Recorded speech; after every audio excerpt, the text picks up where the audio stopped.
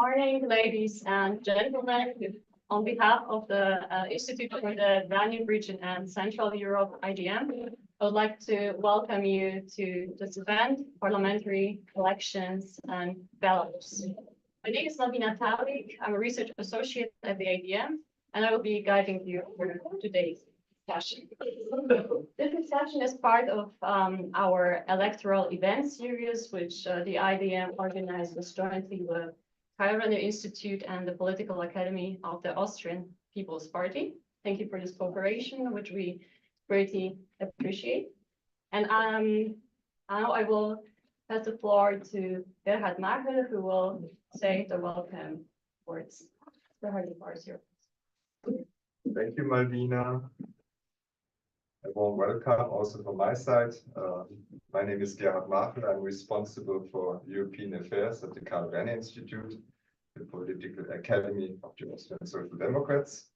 As Malwina already mentioned, this event belongs to a well-established series that we organized jointly with IDM, Politische Akademie of the ÖVP, and the Karl-Renner-Institut. We organize these events always in the forefront, or in this case in the aftermath of elections, parliamentary elections that are held in Central, Eastern, and Southeastern Europe. And yeah, I would say this series of events is a success story. And thanks a lot for the good cooperation that we always have between IDM, Politische Akademie, and the Karl-Renner-Institut. Especially with thanks to Sebastian Schäfer, Daniel Martinek, Malwina Talik, and also to Matthias Weiß from Politische Akademie. When it comes to Belarus, there is no doubt that these elections were fast, they were fair and not democratic. Only candidates who are loyal to the regime of so-called President Alexander Lukashenko could run for the elections, and the opposition, if it's still present in the country, could not run. But still, our event is important. We want to shed light on the situation in the country, on the situation of the opposition. We will discuss the stability and the fragility of the regime of Lukashenko. We will also examine maybe a bit the socio-economic situation, and we will also examine the question of the support from the West, from the EU, for the opposition. Is that enough? What we do, or is there room for improvement? And of course, the aggression of Russia against Ukraine that is supported by the regime of Lukashenko is also the backdrop of our discussion. I already mentioned the EU wants to hinder the dictatorship of Lukashenko and has adopted several sanctions against the regime of Lukashenko. Just a few days ago, the Council renewed the sanctions against Belarus, the Council of the European Union, and reiterated the support of the European Union for the opposition and for the Belarusian people. So yeah, there's also the question in the backdrop for our discussion. Are these sanctions enough, as already mentioned, or yeah, is there room for improvement? I very much look forward to the discussion and to the valuable insights of our renowned guests and experts. Thanks a lot for being with us. And yeah, that were my short words of introduction. I wish you all a fruitful debate and an interesting event. And with this, I would like to repass the floor to Malwina. Thanks a lot. Thank you very much.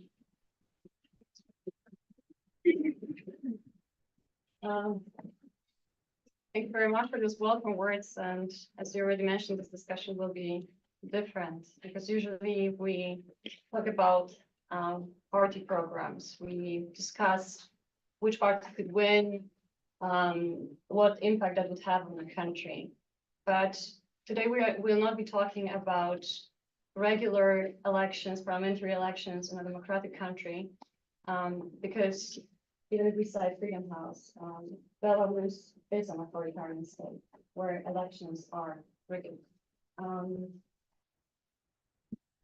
Political scientists like me and my colleagues at the IDM could be considered criminals for us criticizing the government if we were based in Belarus. And this is also one of the reasons why when we're celebrating our 70 years anniversary last year and organizing events in all target countries, which you can see on the map behind me, we managed to do it everywhere except for one country, and this country was Belarus. I know that some of you have been surprised or wondering why we organize a discussion on parliamentary elections, which are not considered free, fair, democratic. Some say those are not elections at all. We consider it very important, crucial, to keep talking about Belarus and about its society. We see these elections as a starting point to continue this discussion. But at the same time, we would like to talk about Belarus not only through its through the lens of its regime, of the government, and its relation to Russia. We also want to put our focus on the society and the opposition. We'll proceed as follows. Kamila Bogdanova, research assistant at the IDM, who produced a briefing on the elections and the context that they were held in, will present it soon. And building on that, we will proceed to discussion with three really outstanding Belarusian experts that we're happy to have here with us. To my right is Alena Kudzko, who's Vice President for Policy and Programming at the Slovak think tank GLOBSEC. Thank you. Welcome, Alena. To my left is Aliaksei Kazharski, Assistant Professor at the Institute of Political Studies at Carnegie University in Prague. Great to have you with us. And last but not least, joining us online from Warsaw is Artyom Shraibman, as founder of Sense Analytics Consultancy and a non-resident scholar at the Carnegie Russia Eurasia Center. Thank you for joining us. Thank you for having me. So without further ado, let's proceed to the briefing on elections. Kamila, the floor is yours. Thank you, Malwina. Good morning, ladies and gentlemen. Gerhard and Malwina, thank you for the warm welcoming of today's panel discussion. My name is Kamila Bogdanova, and I'm research assistant at the IDM. Today, I would like to present a briefing on the pre-election situation in Belarus, current political climate in the country, and at the end of the presentation, I will announce the preliminary results of these elections. Next slide, please. Parliamentary elections in Belarus were held this Sunday for the first time since the 2020 presidential elections, which resulted in mass protests for several months. On this day, both the lower house of parliament, or the House of Representatives, and the local councils of deputies were elected. Subsequently, a new body, the All Belarusian People Assembly, will in turn be appointed by the newly elected national and regional authorities.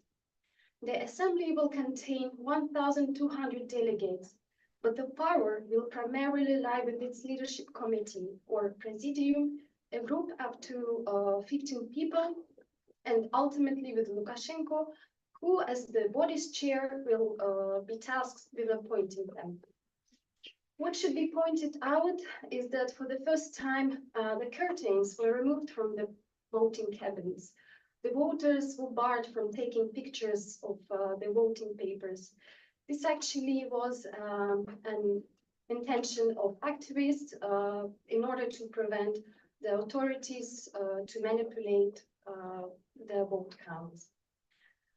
Polling stations were controlled by police, and armed rapid response teams were formed to deal with potential disturbances.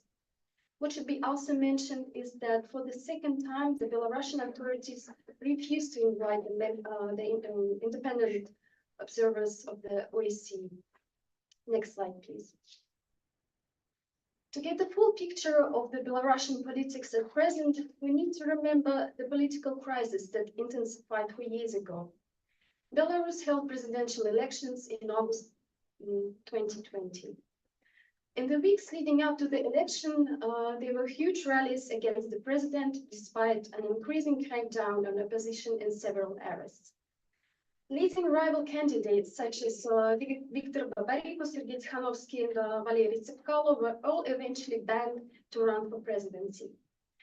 Then their wives decided to stand for elections instead, with Svetlana Tikhanovskaya, who is a former English tutor, became an unexpected rival for President Lukashenko and the new face of opposition, taking over from her husband Sergei Tikhanovsky, a popular YouTube blogger who has been jailed since May 2020.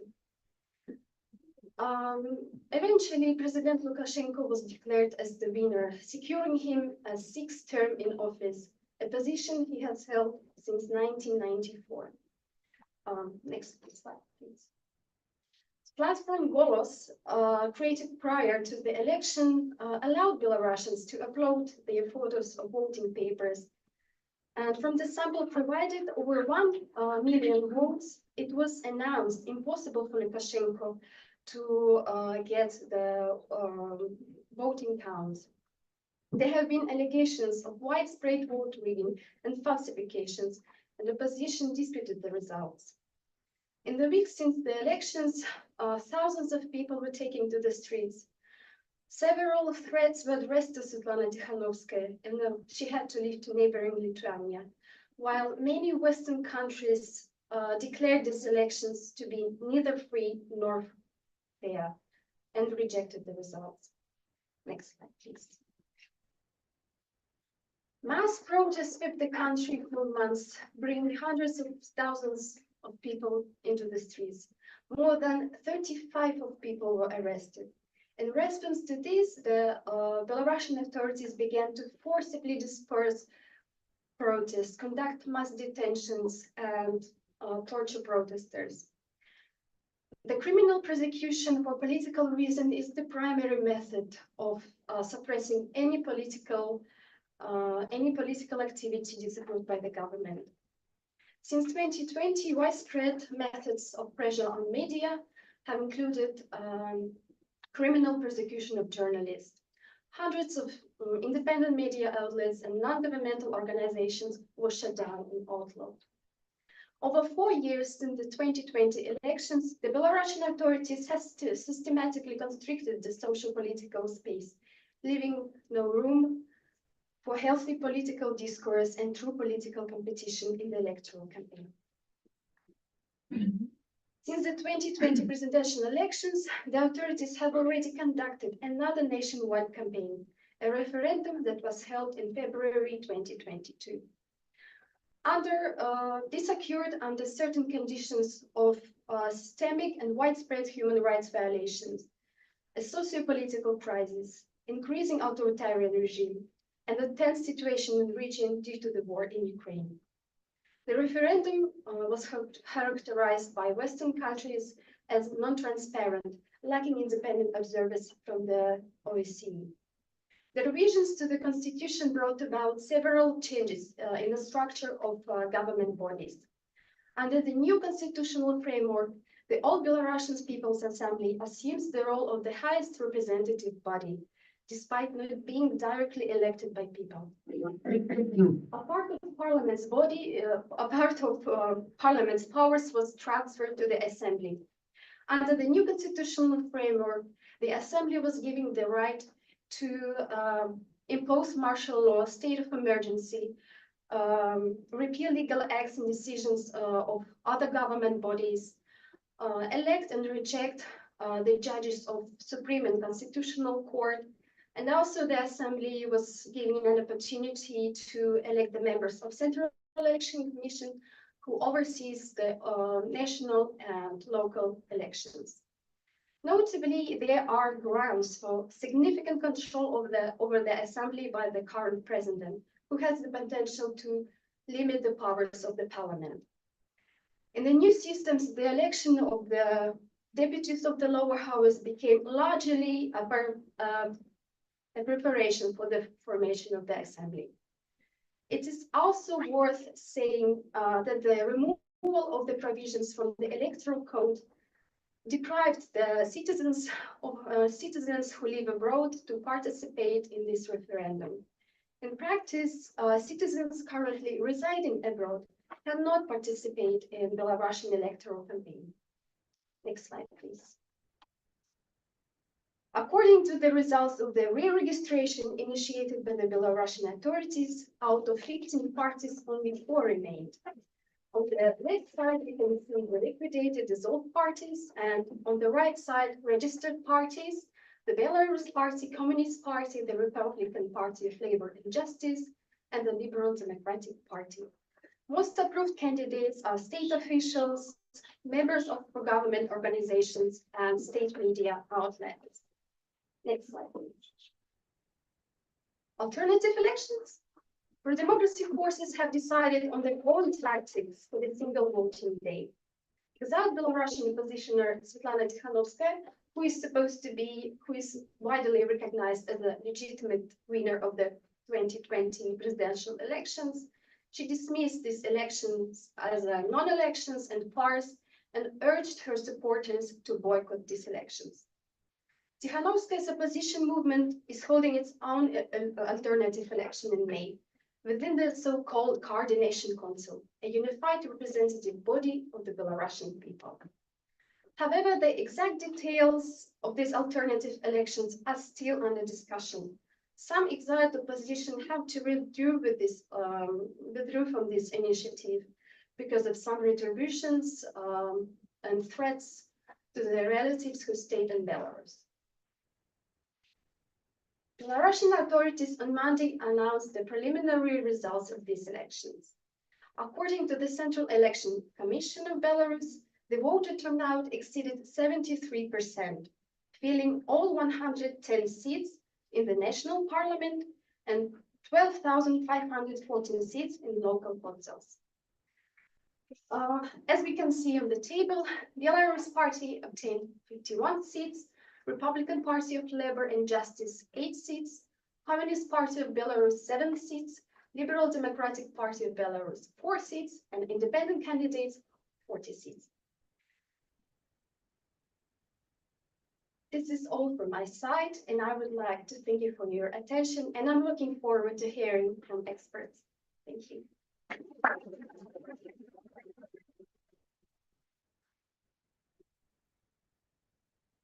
Thank you very much, Kamila, for this very informative briefing. I think it lays great foundation for our discussion, which will start now. And I'm looking at you, Alex, because I would like to start with a question about why does Belarus, which is the last dictatorship in Europe, organizing elections, which, as we learned from Kamila, as we know, are neither free nor fair nor general. And it's not uncommon that authoritarian states organize elections for various reasons, be it to localize the strongholds of opposition, of discontent, to understand social attitudes, because we can't just do a poll on social attitudes in a country like Belarus. What is your take on that? Why is Belarus holding elections? Mm-hmm. Thanks. Thank you for inviting me. I would, if you allow me, I would start by commenting on this cliche, the last dictatorship of Europe. I think it's very informative. And I think at this point, the cliche kind of tells us more about ourselves, the state of art, because, you know, it's a cliche from the 90s. And in the 90s, people kind of thought that after the end of the Cold War, dictatorships would just die out somehow naturally. like dinosaurs or something. But the process went in the opposite direction because Belarus was the case of an early quick democratic backsliding, but then there are others that followed. Right? So in Russia, Putin was looking at Belarus, and at least to some extent, they were imitating what was happening in Belarus. And now you have, even inside the EU, some attempts to at least partially imitate the rhetoric or even the practices, right, of Putinism. So I invite you to check out a study that we wrote with a colleague of mine about the similarities between Russia and Hungary. Came out a couple of years ago. So it seems that the cliche is rather off market at present day, and it would be more accurate to say that Belarus was not the last dictatorship of Europe, but its first dictatorship after the end of the Cold.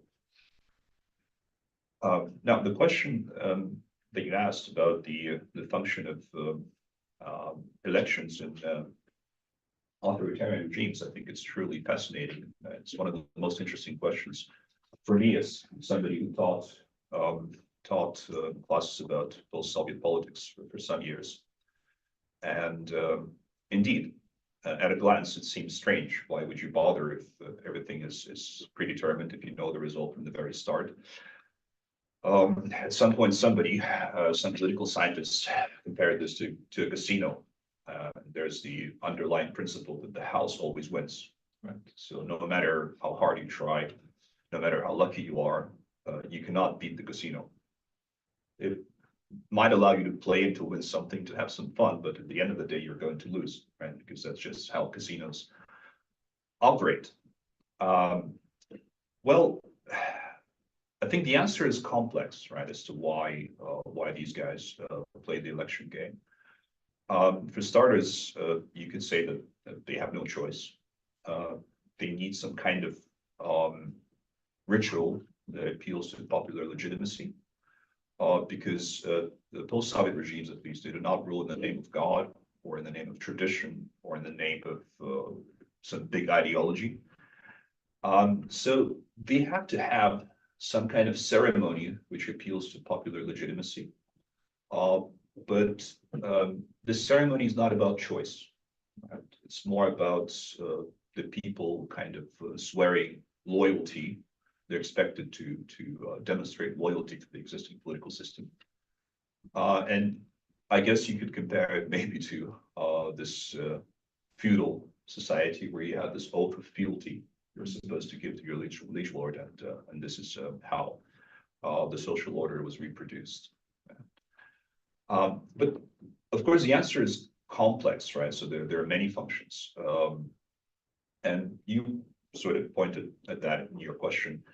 That this could be a kind of mechanism that ensures feedback. I mean, first of all, it's about testing the limits. It's about assessing the extent of loyalty and the probability of resistance to the political system. Also, this could be a kind of a feedback mechanism in the sense that you get a chance to look at which issues really bother the citizens. And it's a kind of an indirect feedback. You're looking at the campaigning agenda and you figure out what bothers people. But I don't think this is the case in the case we're presently discussing. I don't think it's that sophisticated, right? This particular political machine. But then there's also a kind of a psychological or propaganda mechanism which works in several directions with these election games. So first of all, it's about these regimes telling themselves that, look, we've managed to run this procedure smoothly and there was no active resistance. But it's also about telling the society that, look, we've done this and you could not do anything. You could not resist. So it has indirectly, it can also have a psychological effect on those who do not really trust the authorities, who do not think the elections are free and fair, because it creates this kind of feeling isolation, of hopelessness, and basically the sense that there is no alternative, right?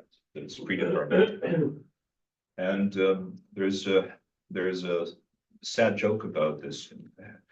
The two guys somewhere in the post-Soviet space discussing American politics, and one of them says, "Look, American politics is such a mess. They have the presidential election tomorrow. They still don't know who's going to win." So scary stuff. Thank you very much. A follow-up question. Do you think it could be, these elections could be also some sort of testing, rehearsal for the next year presidential elections? Oh, definitely. Yeah, of course. You need to oil the machine. Thank you, Alex. Alena, Alex already mentioned that this election might be also about having a psychological effect, showing that there was no active resistance. But after the last presidential elections in 2020, there was a lot of resistance. The election was followed by nationwide protests, but those in turn met with a brutal crackdown and with repression. And do you think that Lukashenko managed to quell the hope, to subdue the hope and resilience without the Belarusian society and the opposition, or they just changed their strategy and their approach and to confronting the regime? Yeah, thanks so much, Malwina, and thanks so much, Kamila, for preparing the briefing for everybody as well. First, if we talk specifically about the psychological effect of these parliamentary elections, I'm rather skeptical that it had a huge psychological effect on people. Of course, I'm not in the country and it's hard for me to judge, but I don't think the way how elections were run and how they were executed were a particular surprise to anybody. Neither to the people who support Lukashenko, nor the people who oppose Lukashenko. I don't think that there were dramatic illusions that there is going to be some change of the situation as the outcome of this election. So just from this rather cynical perspective of the people, I don't think that this particular instance disheartens the people severely.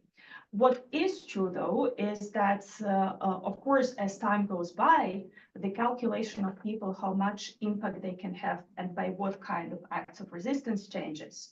Of course, it's been already 3.5 years, so people assess their possibilities and the likelihood of the regime change differently. I think in the long run, people in Belarus and outside Belarus still think that Belarus can have a different future, different from the one that Lukashenko is offering. In the short run, probably more and more people think that this change is not likely to happen immediately, or that this change is not entirely under their control. And this really matters because if people think in the long run rather than in terms of the short-term possibilities, they adjust how they execute their activities. They change the intensity and the pace of their political activity and potentially refocus more on their daily life. People need to care more about the economic situation, about feeding the family, and they do not prioritize that much their political activity. That does not necessarily mean that Lukashenko has convinced many of those who are not convinced in terms of his ideas. Probably people who didn't like him still don't like it, but of course, the space for them to express themselves, especially for the ones who are in the country, is severely limited. But on the same page, we have to admit that there are people who genuinely support Lukashenko in the country. They're probably not a majority, but they exist. And of course, Lukashenko will try to do everything possible to support this base and to mobilize them as well, at least for this psychological effect as well. In terms of the change in effects, in terms of the change of the strategy of the opposition, again, we increasingly have to distinguish between the people who stay in the country and people who are outside the country. Inside the country, it's practically impossible and potentially counterproductive to have any visible signs of opposition activity. That's just too costly for the individuals themselves. And there's a pretty rational calculus that sacrificing themselves right now might not be beneficial for anybody. So I'm not going to be talking about people who stay in the country. When we're talking about the people who are outside the country, actually their space for maneuver is not that big either. arguably, there's not that much they can do to generate the immediate change of government or immediate change of system in Belarus. For that to happen, there needs to be a much bigger shock to the system that would come from elsewhere. Either something happens in the war in Ukraine, something happens to Russia, or regime can weaken by other factors. For example, Lukashenko is pretty old and as healthy as he tries to be. Things happen to all the people. So that can be a factor as well. But what's important is that we cannot really expect or blame the Belarusian opposition in exile for the lack of immediate change of the situation in the country, simply because their space for maneuver is rather limited there. Whether they're going to change the strategy, they have been trying to look at different strategies and different alternatives. I don't think that there's something new on the horizon that hasn't been discussed or hasn't been tried before, partially because it's, at least I don't see a very feasible strategy that they could be implementing right now, given the circumstances. So most likely we will see more of the same of what we have been seeing before. There's definitely going to be continuous attempts to delegitimize the regime of Lukashenko, try to make sure that the Western community at least still imposes some restrictions on the freedom of Lukashenko to do whatever he wants, specifically in the form of sanctions. There will be, of course, attempts also to have more like informational campaigns, trying to make sure that people, especially in the West, understand better what's going on in the country and the nature of the processes there. There might be attempts to be more creative in terms of what kind of the new partners the Belarusian opposition is seeking. They already have been trying to reach out to the countries in outside of Europe and the US, be it somewhere in Latin America or increasingly in Asia. They have been trying to reach out also to private companies that are of consequence, specifically the tech companies like Google's, YouTube's of this world, who have impact on the ability of the opposition or also people in the country to consume information or have kind of some secure sources of communication.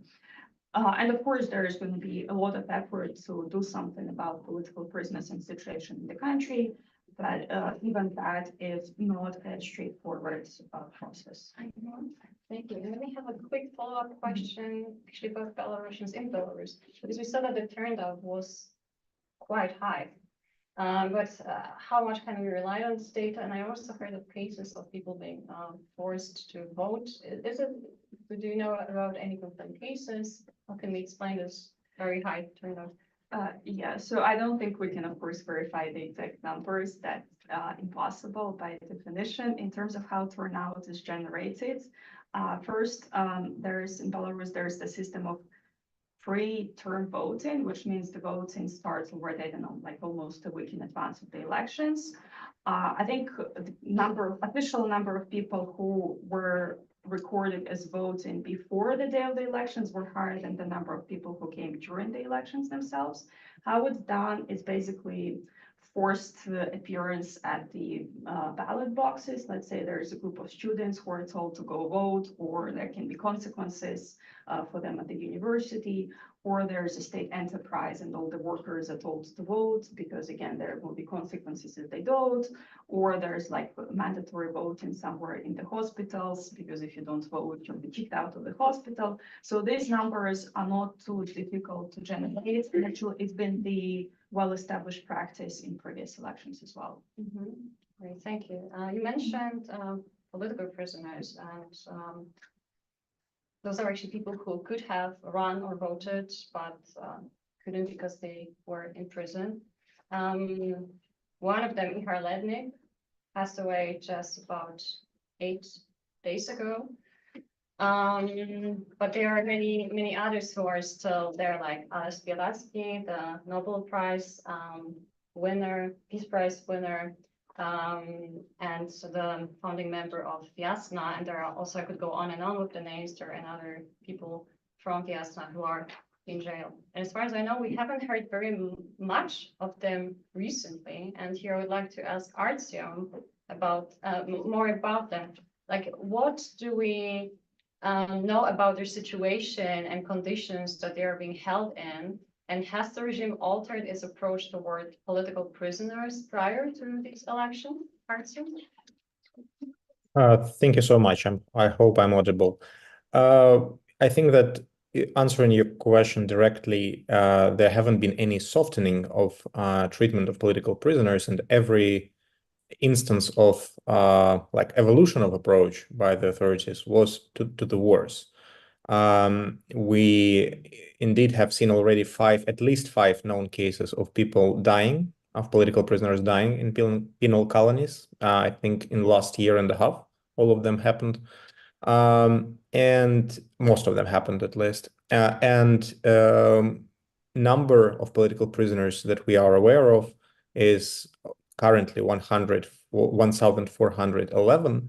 But this is not complete because many people and their relatives are simply afraid to speak to human rights defenders because they are basically asked or demanded by the investigators and police that if they are silent, their political prisoner will be treated slightly better or not as bad as she would be if the human rights defenders learn about this case.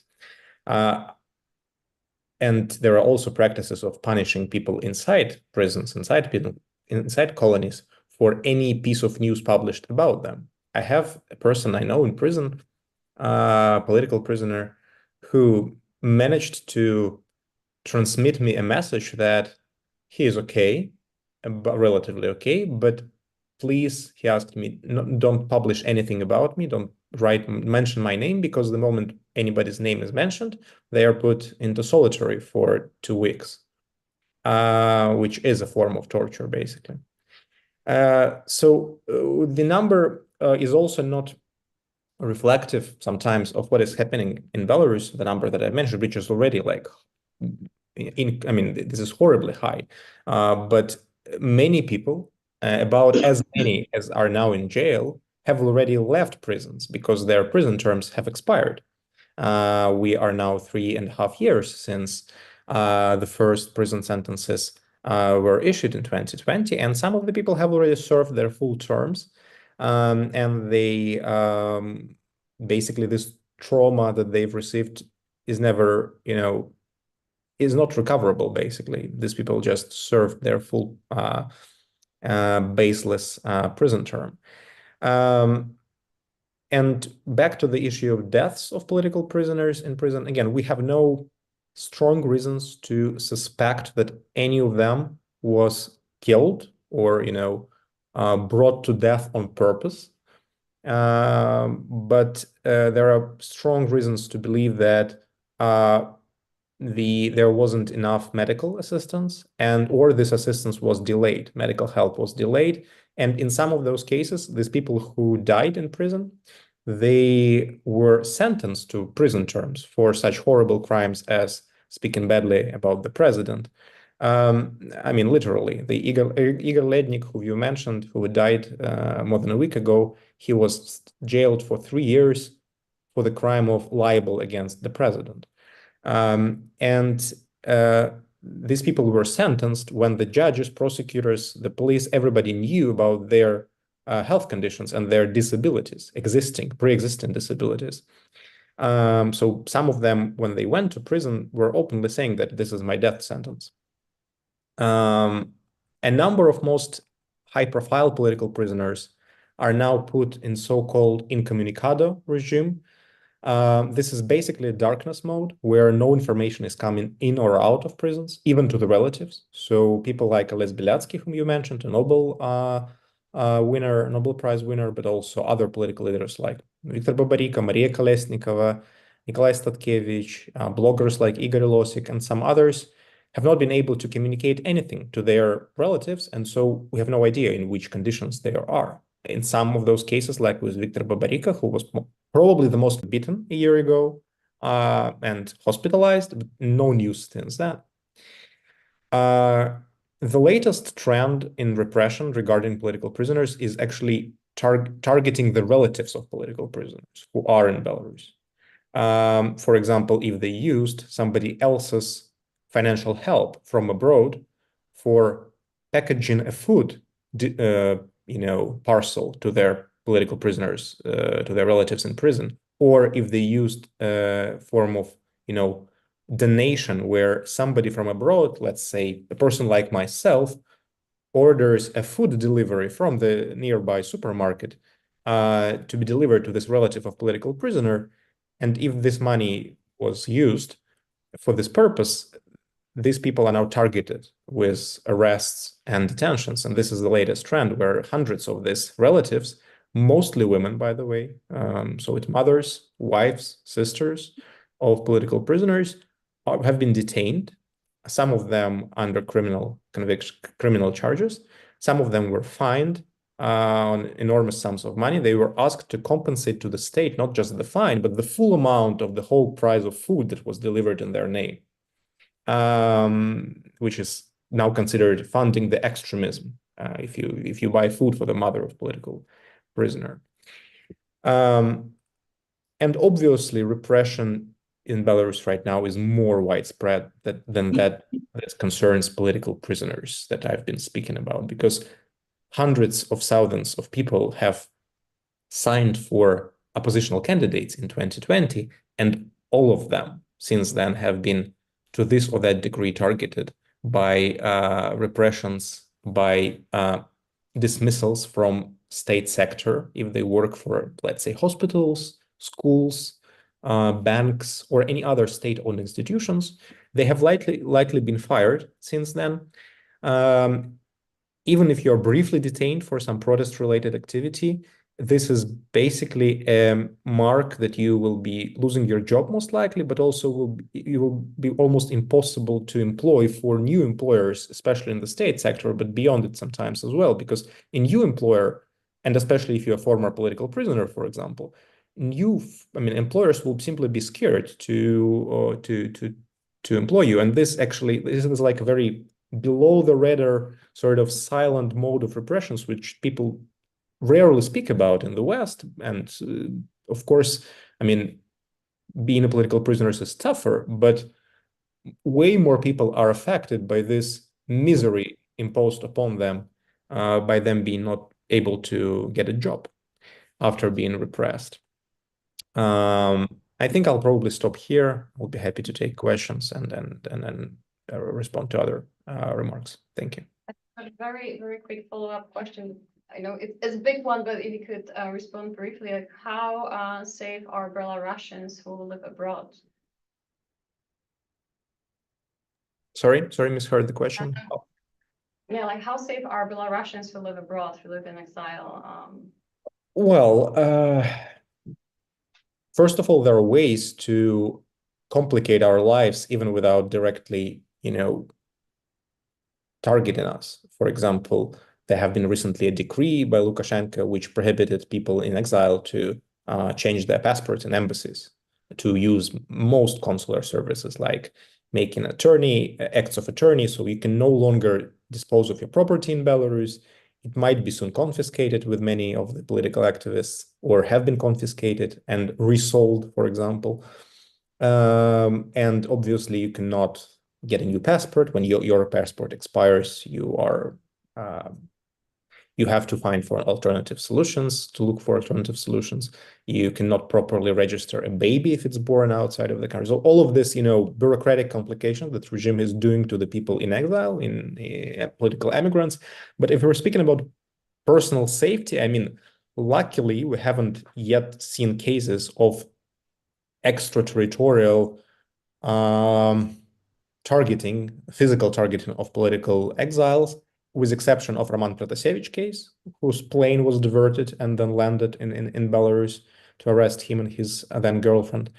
But I would not be very surprised if Belarusian regime follows this route, because again, many predecessors of a regime like Belarusian one, Soviet regime, current Russian regime, regimes of Soviet satellite states in the Cold War era actually targeted political exiles. So again, Belarusian government has not yet reached this level of brutality, but I don't think it's completely impossible, because rhetorically speaking, they're always constantly saying things like, "We will get you anywhere. If you are sentenced to prison in absentia, We will make our best to bring you to justice. Some police generals and also propagandists openly threatened with murder to political exiles. So sooner or later, I will not be surprised if this becomes a practice. Thank you very much for this assessment. Alena, you have mentioned before that no one expected that there will be any big changes after these elections. But can we expect any change maybe in the way the government interacts with people? Can we expect more or less repression or efforts to encourage Belarusians to return to Belarus? And what are the prospects for Belarus at the moment? Yeah, I don't see why the Belarusian regime would change their approach right now. It seems to be working for them. They managed to reestablish some kind of control over the situation, and there's no really pressure or any exogenous factors that would necessitate them to change. Furthermore, I would say that they are still afraid of letting it go. There's still, of course, nervousness. What happens if we start liberalizing again? We tried in the past, didn't work out for us. Why would we do it? Why would we risk everything? We have presidential elections coming up next year. This is a big worry factor. Why risk anything before that? You definitely don't want to repeat 2020. So I don't see the preconditions internally why a regime would change their behavior. Of course, like in terms of what's going to happen outside, that we simply don't know and that we cannot predict. And a lot of things can happen, and they, of course, will have impact on the situation in the country. But I don't expect any benevolence on the side of the Belarusian government to change right now, simply because they're comfortable where we are, they feel in control, and trying to change the approach now is way too risky. And what about prospects and future of Belarus? Because with so many people who have left, very many young people, and the isolation within Europe, how can the country progress? How can it continue? I don't think that the long-term progress and economic or social development of the country is priority number one on the list of items of priorities of the current Belarusian regime. They are more preoccupied with the immediate prospects, especially when it concerns themselves, rather than long-term thinking. In terms of getting people back or out, partially they're quite happy that people who are not happy have left. It eliminates the problem that would otherwise have to be dealt with on the ground. So it works in their favor. So this is more important than the concerns about brain drain or something else. There are some efforts to lure people back in the country. There's a special committee that's where technically people who left can apply to, and the committee will tell them whether you're in trouble or not. And even if you're in trouble, you can repent and say, I'm so sorry, come serve some lighter punishment, and then be reintegrated into society. Not too many people are trying to use this route. Probably there were a few cases. I think they reported that they processed 10 applications, which is hard to verify what kind of applications they were, but there are definitely cases of people who are coming from abroad and getting arrested in the country. So it definitely serves as a deterrent for those who are contemplating coming back. Also, what's important to remember is that not everybody who left the country was a staunch political opponent of Lukashenko. A lot of people left because they didn't see a future for themselves, be it for economic reasons or for the development within the country, and they didn't see that they can either have a better prospects inside for themselves and their families. So of course, like when you leave, the situation can change. Not everybody gets it easy when they leave. It's not so easy to immigrate, to start life elsewhere. So some people might seriously be entertaining this idea. But the way how the returnees are treated is a rather strong deterrent for a majority of people not to try to return to the country right now. So I don't think that this effort to lure people back will work. And I don't think that people who immigrate will continue abroad for a long time. Like statistically, regardless whether it's Belarus or other country, if people live abroad about 3-5 years, they're very unlikely to return ever. It's just a standard process of the immigration. So chances are that quite a lot of the people who have left over the past 3 years will never come back. Thank you for this assessment.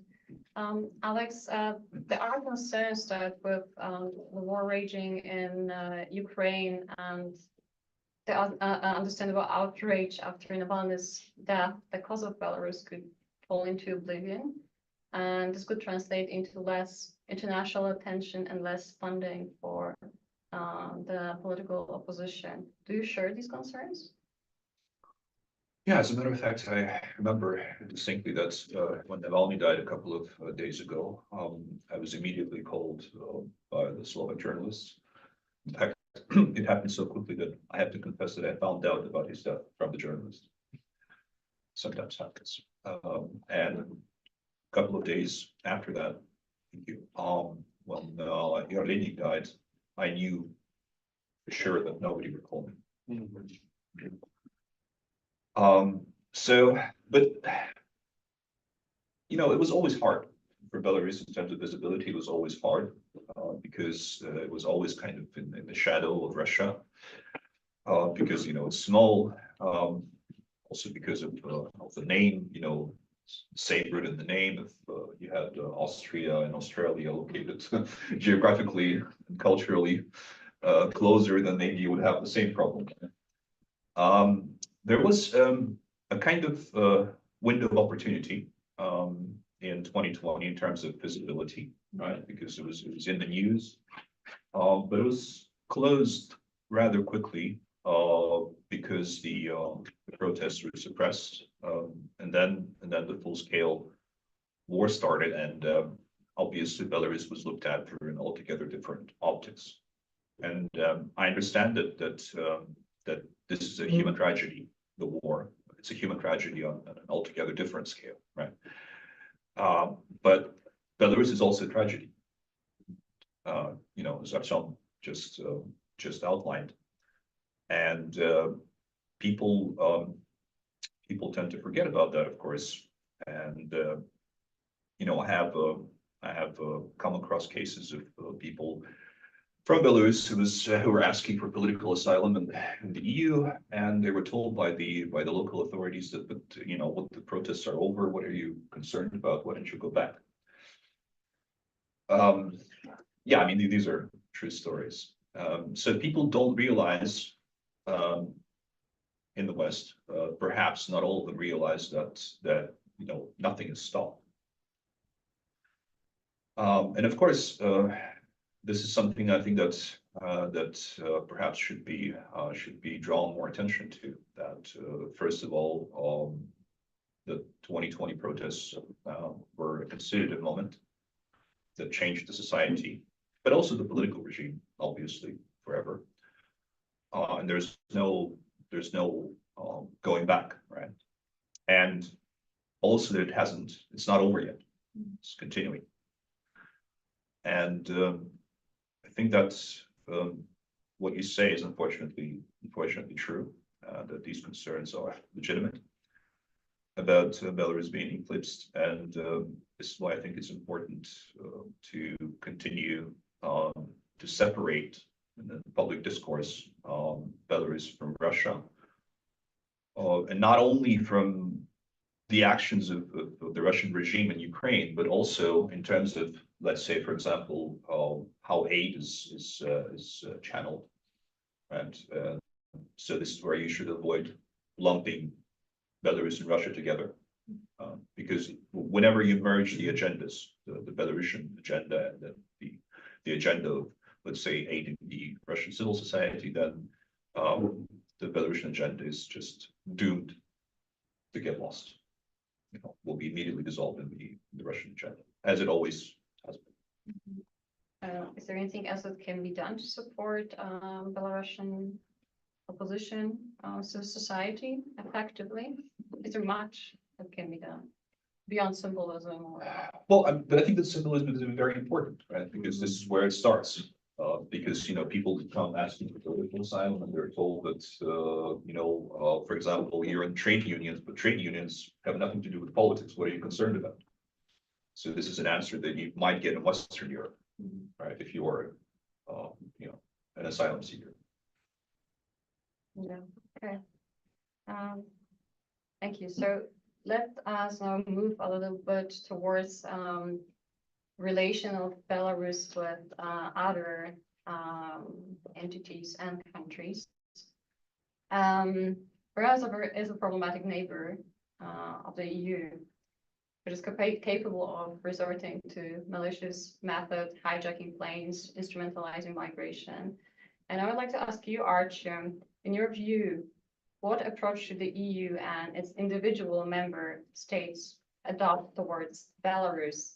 Are sanctions the answer or the right answer? It is, in a way, a very hard job to come up with any meaningful advice to the EU, not just because the situation in Belarus is so firm and, predictable for some time, but the problem is that to change your approaches, for the EU, for the West to change its approaches, they need to care much more about Belarus than they do, than the EU does. Any advice on my part presumes that the EU somehow starts caring more. But it's a silly recommendation because, foreign policy priorities don't change after analysts make their advices and pieces of advice and recommendations. So Belarus is not that important. Let's face this reality. And the EU policy will likely stay reactive. So basically reacting to what is going on, to what is happening, to what challenges Belarusian regime produces. And it's very talented in this endeavor, but still, it's very hard to, suggest any proactive strategic solutions in this environment where the EU is overwhelmed with other burning issues. So first of all, I think we shouldn't harbor any naive hopes that sanctions or dialogue with Lukashenko regime can solve the problem.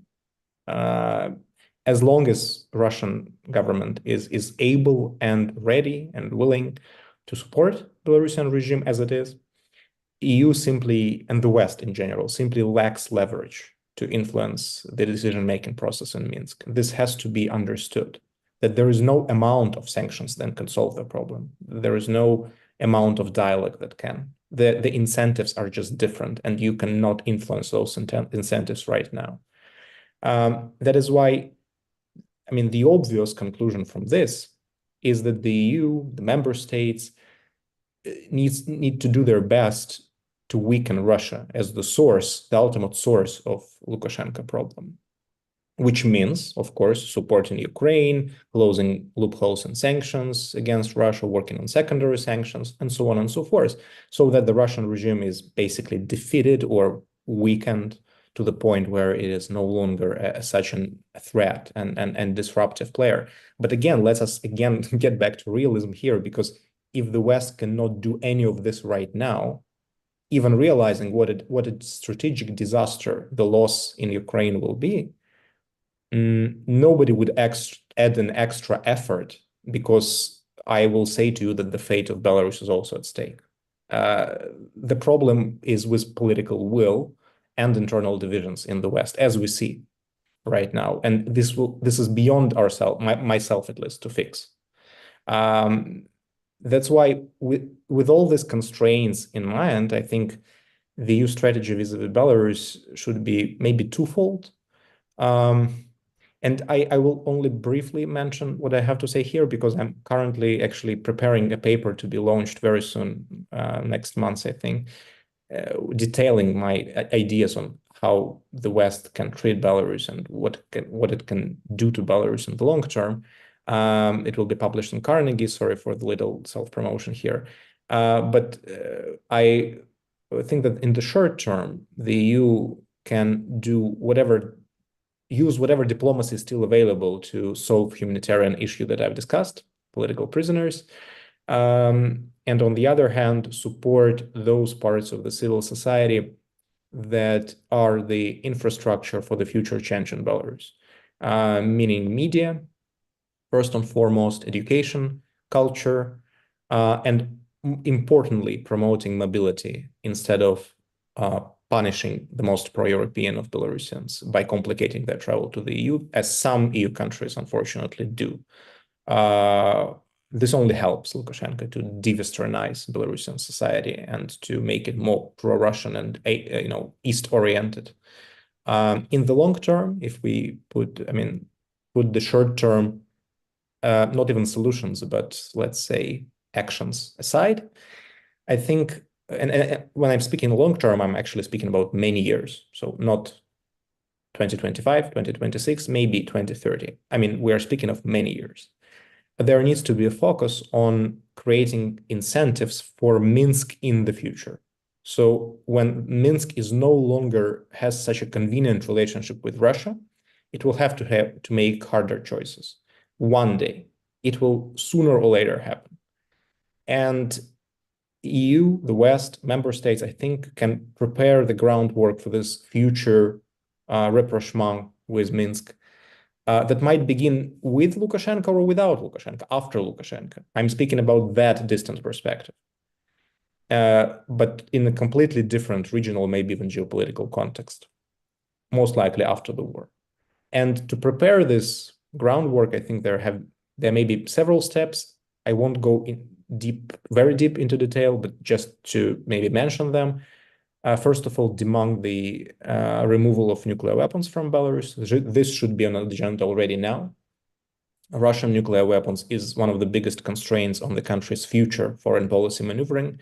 And if the West is interested in more, at least neutral Belarusian positioning, then this nukes in the long term needs to be removed. And this needs to be voiced right now so that this condition or this request is not lost when there will be some post-war regional settlement. Also, there needs to be some homework done in the West about the ideas of how sanctions on Belarus will be lifted in future and how the relations can be restored in future. So every kind of step of the West would demand from Minsk, for example. Then this, tentative roadmap can be agreed upon among the Western nations, Western capitals. It has to be communicated to Minsk so that Belarusian authorities know that there is a way back once they are serious and ready to make important concessions. But this is definitely not now. This, I think, increases the existence of such a roadmap, such a more thought through, sequence of steps needed to restore relationship, I think will help to facilitate this process once it will become possible, so that then the time is not spent on thinking about it chaotically and sporadically. And finally, I think the West needs to institutionalize Belarusian issue, for example, by appointing special representatives or envoys on Belarus. Several countries have already done so. Poland, Sweden, Estonia, Lithuania, effectively. US is going to do this. I think Germany needs to do this as well. EU needs to do this as well. Other countries. These people will be tasked with at least keeping Belarus on agenda at the times where it is not, which is most of the time. And they will be able to coordinate Belarusian policy, Belarus approach to Belarus strategy with Belarus among themselves, among Western capitals, because the biggest problem is that the generation of politicians and diplomats who remember 2020 and still somewhat care about Belarusian cause, it will be changed. There will be new politicians and diplomats who care even less. And we need to, and the EU, I think, needs to somehow resist this trend by, I think, institutionalizing. This is a bureaucratic solution to a bureaucratic problem, basically.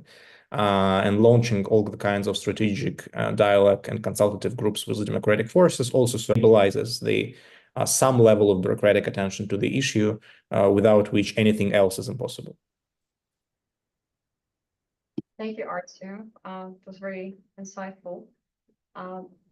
I have further questions of you, but I would also like to open the floor to our audience here in the seminar room, but also online. If you're watching us online, you can write a question in the comments, either in Zoom chat or on YouTube in the comments section, and my colleague Sophia will pass them to me. So are there, okay. Could you So two questions is basically the temporary protection directive, which we have for the Ukrainians. Is it possible to extend it for the Belarusians as well, given the situation? And the second question is about the government in exile. Is it already recognized fully internationally?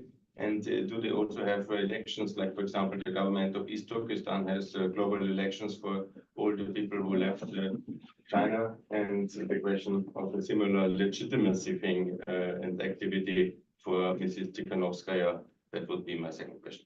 Thank you. Are there any other questions? Okay.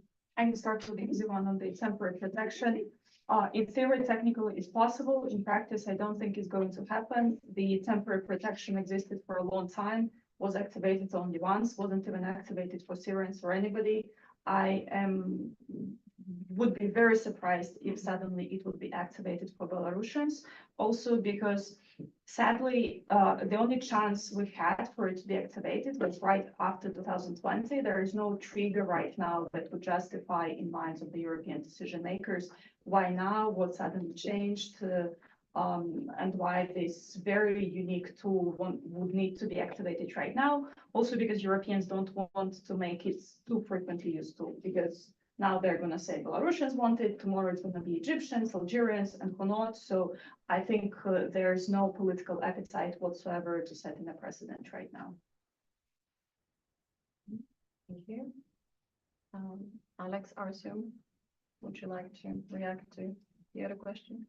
I mean, about the legitimacy of Tikhanovskaya and her cabinet, it's legitimacy is always a bit sort of subjective, right? But if we look at the facts, then of course it doesn't reach the legitimacy of a fledged government. But there are some steps that were taken, let's say, by the Lithuanian parliament, which passed a law shortly after the 2020 events, which basically recognized Tikhanovskaya as the I'm afraid to misquote, but probably as a president-elect, something like that. And there are other legislative bodies that adopted statements to the effect that they recognize her as a legitimate interlocutor, right? As a legitimate representative of the Belarusian people.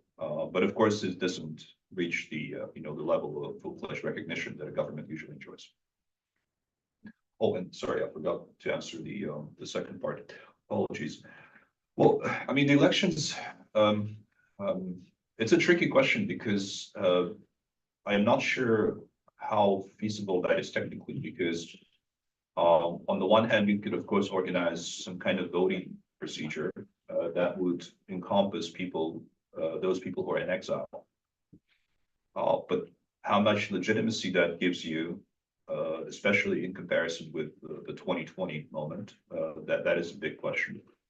And if you were to organize some kind of voting procedure, which would include the people who are still in Belarus, then that would probably not work for security reasons. It would just not be safe for these people to participate in something like this. Unless you make it fully anonymous, but then if you make it fully anonymous, that obviously also runs into the issue of legitimacy. How do you authenticate the votes? So at least that's the technical problems that I see immediately when I try to imagine such a scenario for them. So it's a bit problematic. But maybe Artyom will somehow. Artyom, would you like to add I something? think I think my colleagues pretty much covered all of it. So I think that the just covering the first question, maybe briefly adding that Belarusian democratic forces in exile have probably one of the most recognized and status among the other exiled democratic opposition structures. They are not recognized officially as a government in exile, but the political level of contacts that they still manage to secure for themselves and organize is, well, unprecedented in Belarusian history and in the regional politics. I mean, Russian opposition currently, even with the emergence of Yulia Navalny, I think is still only dreaming of such level of international political recognition. But unfortunately, it has very few legal ramifications for example, Belarusian diaspora abroad. Issues like mobility, which I've mentioned, are not being always addressed just because Belarusian government in exile wants to promote it, for example. Even the country which hosts the office of Svetlana Tikhanovskaya, Lithuania, is one of the biggest restrictors of Belarusian mobility. So in this regard, much more has to be done.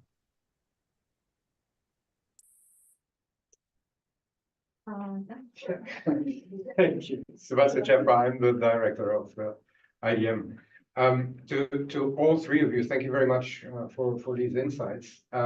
My question would be, we've heard about the possibility of a different future, be it very distant.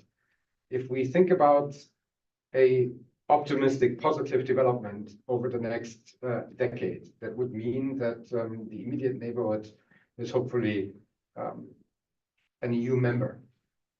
It's going to be unlikely that after whatever happens to Lukashenko and however that regime vanishes, that there will be an immediate possibility to recreate European integration at a fast pace that might be happening in other parts of the region. So, twofold question. First of all, is there anything that we could already do now? Because basically with the new candidate countries announced coming out of the Eastern Partnership, that format is obsolete anyways. Belarus was not participating for some time in it already also anyways. And is there actually the opposition that would want to go away of European integration, or is that not something that is actually discussed? Is there a different way? Can we learn from probably mistakes that have been made in the past with regards to European integration? Thank you, Sebastian. Who would like to start? Okay, I can start. Like first, of course, that's totally a dreamy territory in terms of if Ukraine is part of the EU and so on. That's very optimistic future. Hopefully, will happen. Then I think actually the advantage of, and provided of course Putin is not there, Lukashenko is not there, all these wonderful factors somehow materialize. Then I think the advantage of Belarus is actually that it's so small and rather insignificant. It would be relatively easy to integrate Belarus into the European Union. It's a totally different story than integrating Ukraine. So Belarus could in theory bandwagon on Ukraine, provided such a fairy tale sometime materializes. In practical terms, in terms of what we're dealing with right now, as you mentioned, Belarus itself does not want to participate in any integration projects right now. Not even technical cooperation, I think, is being executed right now, even the one that existed before in terms of the infrastructure or some local development and so on. As far as I know, maybe I'm wrong, all these projects have been frozen. So if the government doesn't want to participate, it's very hard to force it to, or very hard for the EU to implement any projects in the country. In terms of the opposition efforts, as far as I know, of course, there is thinking of what we are going to do, provided this perfect window of opportunity materializes. So there are attempts to think what would be the policy agenda, what kind of reforms would be needed to execute quickly.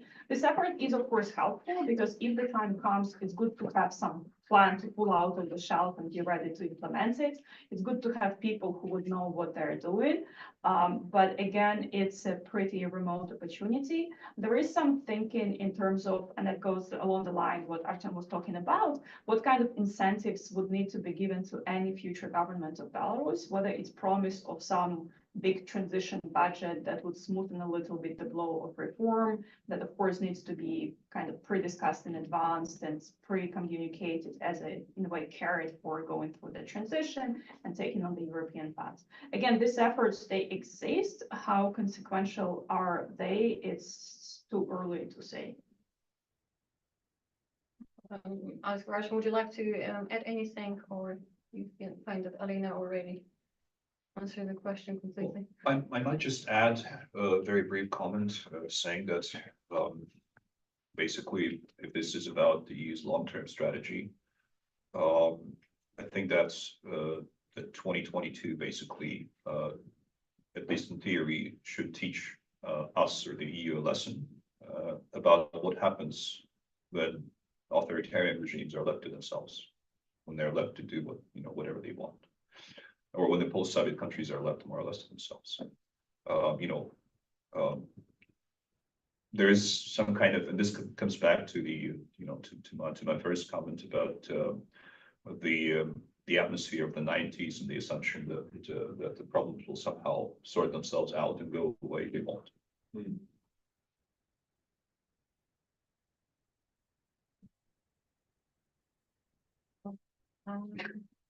Artyom? No, it was well covered by my colleagues. So thank you. One last big question I would like to direct it at you, Artyom, is we speculate a lot about the regime change, how likely, unlikely it is. What is your take on that? And do you think that even if Lukashenko was gone, does it mean that the situation would change dramatically, or the system Lukashenko, so to say, would stay in place?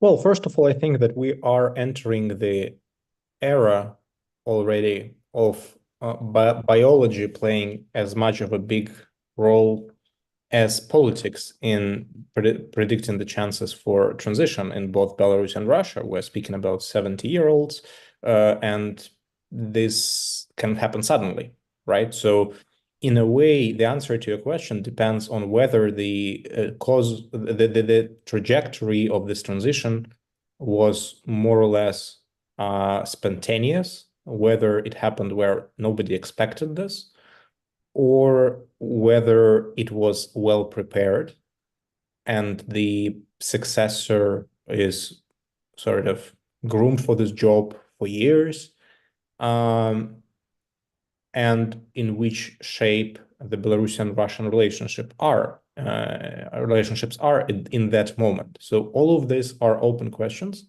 which are key to understanding what will be the incentives again for the Belarusian establishment post-Lukashenko. If Lukashenko dies today, there is simply no way of emergence of, I don't know, pro-democratic, pro-European government out of a pro-Russian, pro-Lukashenko ruling elites that we have today. But if this, and the temptation of Moscow to impose its own sort of will and scenario onto Belarusian regime, which is now a vassal state effectively for the time being, will be just huge. And I don't think that anybody will be able to intervene from abroad into this pressure that will come from Moscow to impose its will. It may not be necessarily some appointed Russian, general governor to run the country, but there will be a very, very narrow corridor proposed, or rather imposed, on the second Belarusian president. In this case, even maybe it will be even tighter than the one that Lukashenko has. Now, if it happens more on a more long-term basis, where everybody prepares for it, then again, it entirely depends on the shape in which Russian regime will be. I am skeptical that before any kind of serious defeat or weakening that Russia suffers after this war, we may see a major change in Belarusian foreign policy. I'm not mentioning domestic politics because here it's not that much driven by Russian demands. If somewhat less revengeful person comes to power in Belarus, I can easily imagine the regime becoming less repressive. But it will still likely be a pro-Russian regime simply because of the degree of structural dependency we have, which now, I mean, in terms of military, it's obvious there are effectively military bases, but not legally speaking. There is most likely a nuclear weapons being deployed in Belarus.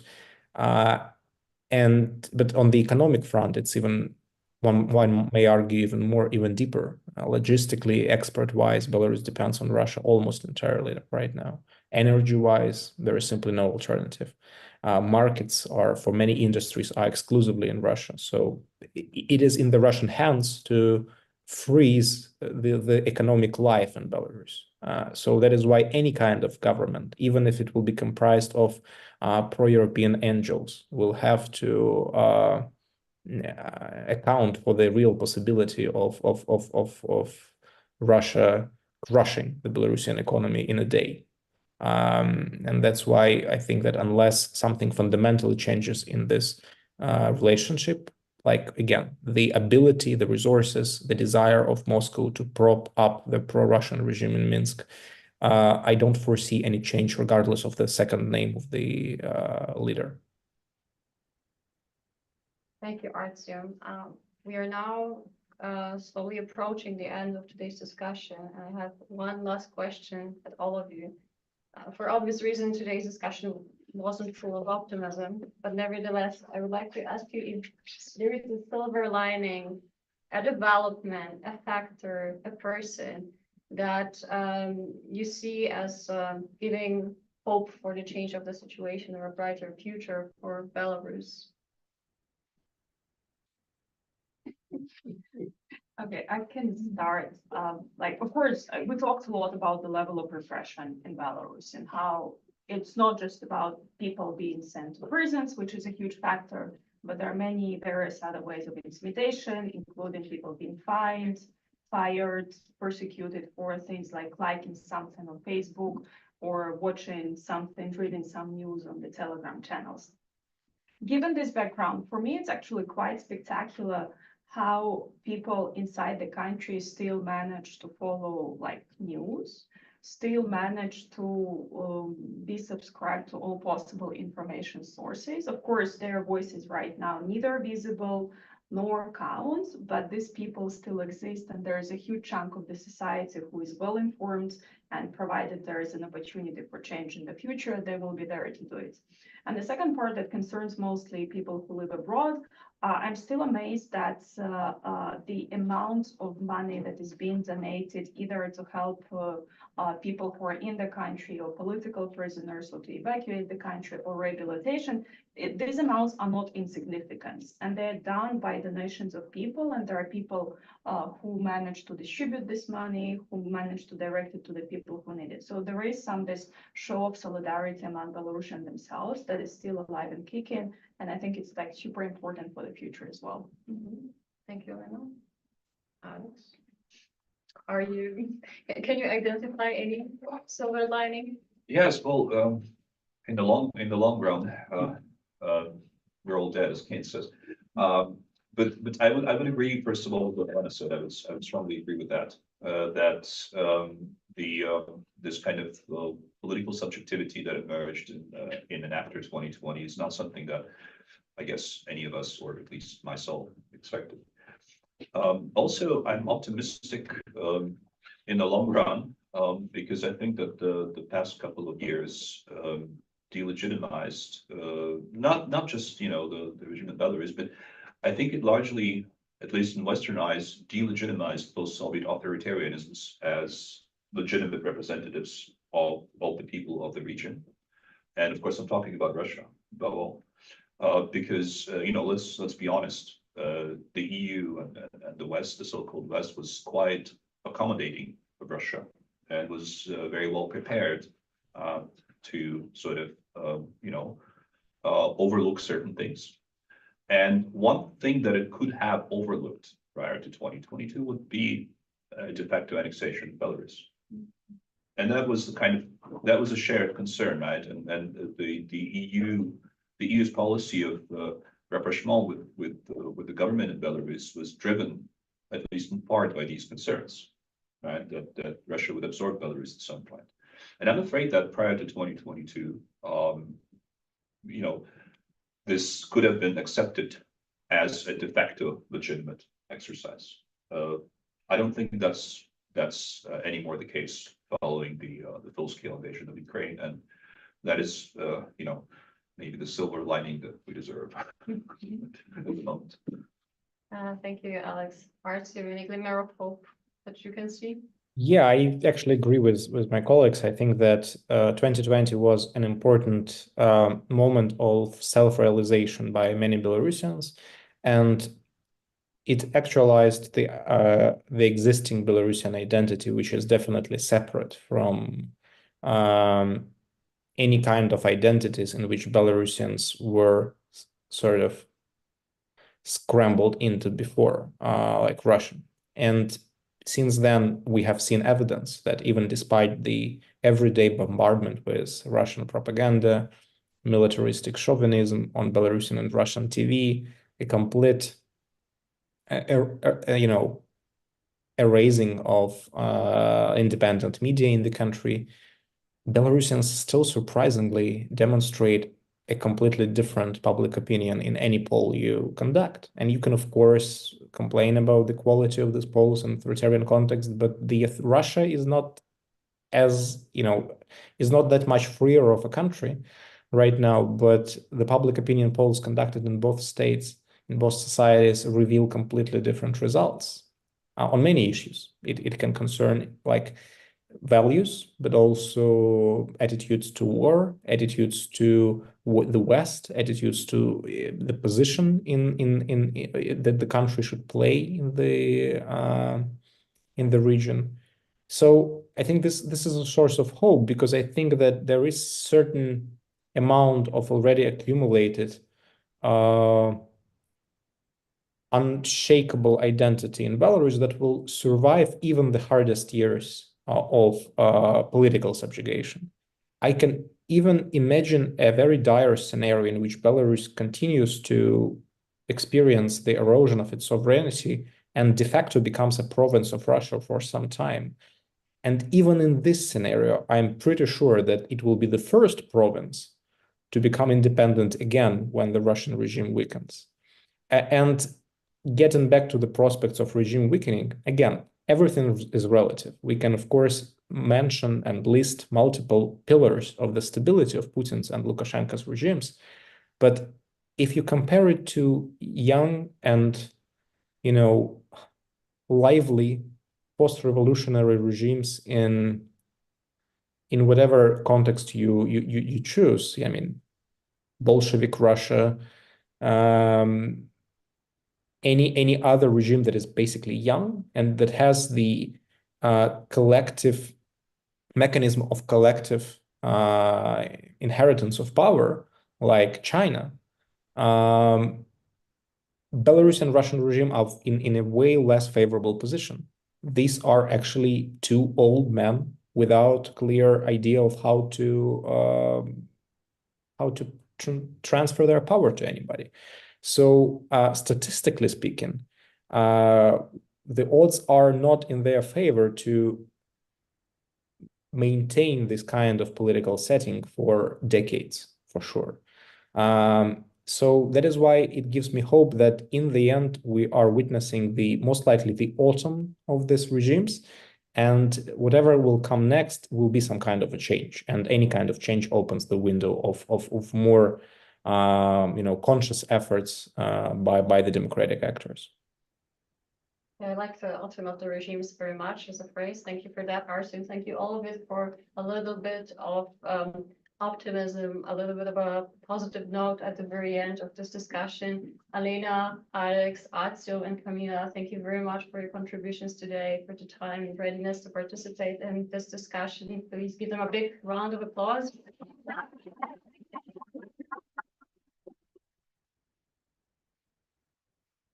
I would also like to thank my colleague Daniel Martinek, who isn't here with us, but he was behind this event and organized and coordinated it on the behalf of the IDM.